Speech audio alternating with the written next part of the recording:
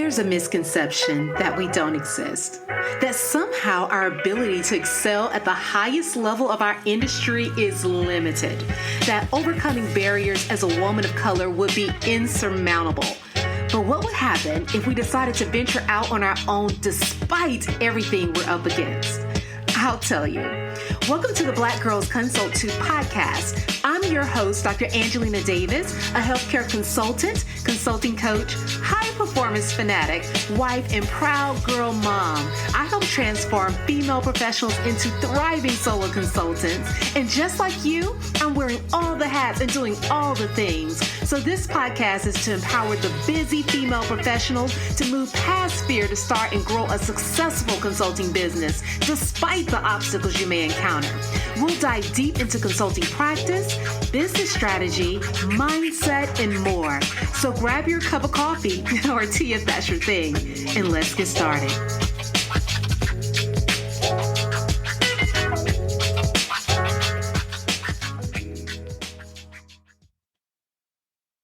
Hello there. Welcome to episode 4 of Consulting Simplified. And today we are going to talk about your digital strategy. And the reason why we're talking about this is because oftentimes this is an overlooked way for you to be able to easily stand out in your market and capture the business that you need. And this is going to be something that is applicable whether or not you are a business to consumer consultant or if you're in the business to business space. There are ways that you can utilize these tools and adjust them based upon the audience that you're trying to serve and the individuals that you're trying to reach. I always want to remind you that the main difference when you are thinking about marketing your services and simplifying your approach to draw in more leads and to attract more business between the B2C and B2B space is the fact that when you're dealing with B2B marketing efforts, you're dealing with a number of individuals. And for me, I do believe that the approach is still going to be a human to human connection or human to human approach. The key difference is that you have to consider in the B2B space each individual stakeholder and then what their needs may be and their perceived value. And so for every member of that buying team, whether it's the executive champion or if it's a champion in terms of your business as being a stakeholder on the team or the decision maker, each of those individuals is going to have their own personal perceived value. They're going to have their own desire to or not to work with you in your business. So you have to take all those things into account, and you have to really think about how they all are interconnected and play with one another. But overall, your messaging on your end and how you develop that in a very simple way is going to be the same. And so in this episode, we're going to talk about digital strategy because I do believe in so many cases, especially as solo consultants, as entrepreneurial consultants, we don't take advantage of this. And in reality, if you're trying to build and grow a consulting business in 2022 and beyond, you have to utilize the digital space to your advantage. If not, you are going to be severely limiting your growth in your industry. I mean, think about it. Even some of the biggest players in the consulting space, whether that is Bain & Company or McKinsey or PwC, are all active on multiple channels. If you log on to Instagram right now, they have Instagram pages. If you log on to LinkedIn, they are present there. They're sending emails. They're doing a lot to communicate with their buyers. And these are big, major corporations that work with large B2B businesses. And so you have to remember that in order for you to compete, you have to have something that makes you stand out, but then also you have to be seen, right? So you have to be visible. In order for us to easily do that when we may be a one-woman team or a small team of just a few people, is that we have to utilize something that can amplify our voice and do that in an effective way so that we can reach those that we want to work with. But many of us as entrepreneurial consultants are reluctant to show up in the digital space, or we neglect building out this aspect of our business because it seems very complicated and overwhelming. So we throw up a website that is very sterile, that doesn't have a lot of information there for our potential clients to dive into and learn more about us and our company and our wins and the benefit of working with us. And therefore, they become attracted and drawn to others where they can easily access the information. And when you're thinking about this aspect of marketing in a digital fashion, part of the benefit of being able to do effective marketing in this way is the fact that you're making it easily accessible to those who have interest.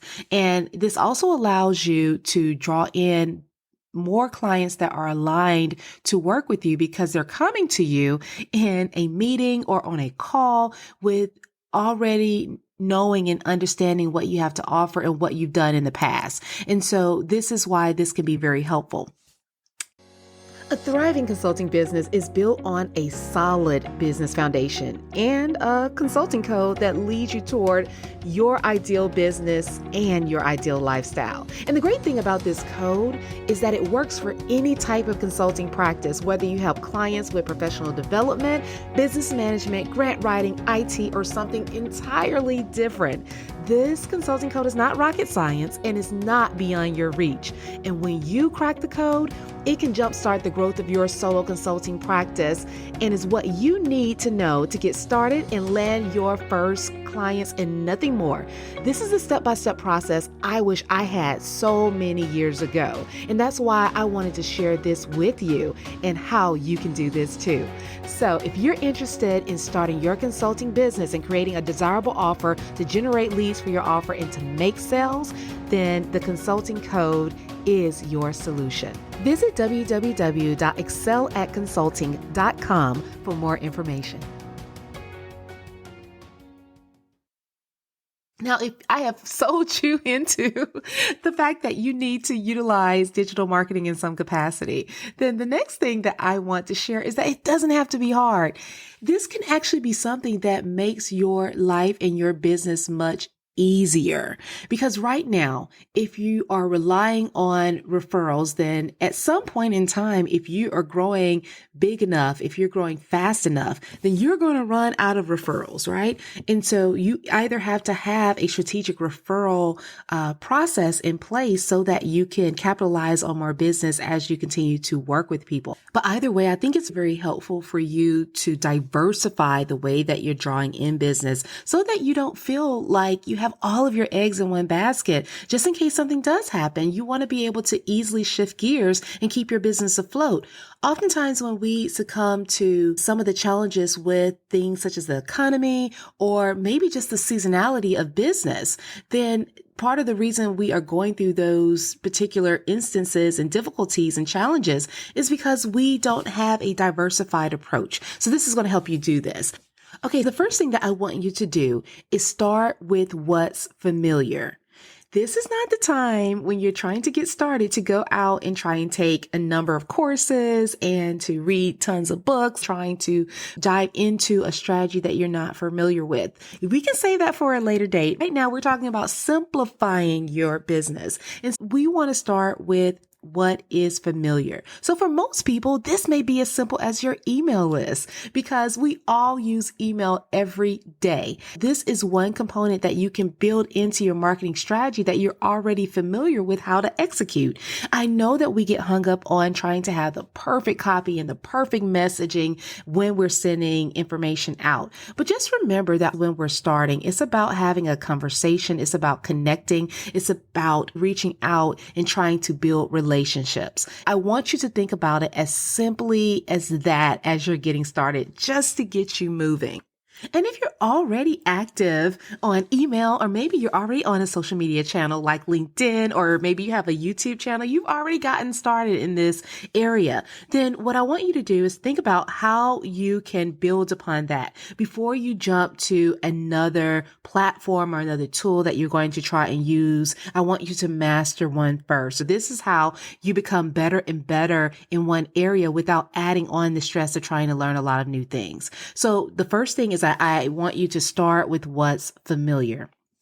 Now, second is it's going to be helpful for you when you're thinking about keeping a simple approach for you to build your library. So this goes back to our previous episode 3, where we were talking about how to build out your resources when it comes to developing content. If you have worked on these essays or this cornerstone content that shares those 5 key areas that we mentioned previously of your business, your mission, the things that you have problems with, those things that you see as being a solution, et cetera, et cetera. If you worked on those topics, then you are going to pull from that and develop content, whether it's in an email format or a social media format, or if you are trying to improve on those documents or some aspects of those documents so that you're making them into articles to go on your website, whatever you have chosen to use as your platform, you want to work on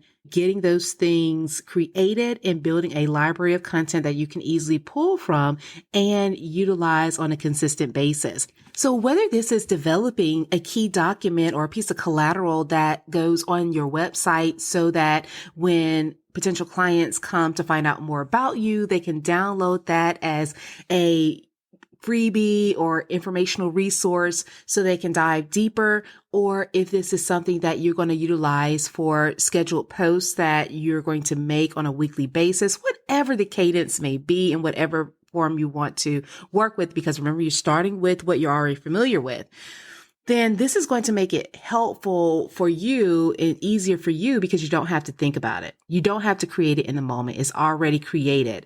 And then once you have these core pieces or you build out this evergreen library, the next part of this that is going to make it easier for you is to automate it. And so this is the benefit of many of these channels, whether it is posting on a social media platform, something like LinkedIn, where you can use a tool like Buffer or Planoly or some of the others to schedule out your posts so that it is going to be something that is occurring on a weekly basis over the month without you touching it, or you're setting emails to go out on a weekly basis to your audience. And you can do that through MailChimp or through ConvertKit or Flowdesk, whichever one you choose to use, or there are many others. In whatever way that you decided to publish content, maybe you're going to update your website with more articles or your blog, and you're going to keep that content regularly updated every week or every other week. Once you have those things created, you can automate it so that those things are automatically published once you've developed the library, and then you can set a cadence where this repeats. Remember, you are not trying to be an influencer when you are using the digital space. You are being your own digital marketer. And this is going to be, once again, very helpful for you to gain more visibility and put yourself out there in a way that can compete with some of these larger businesses.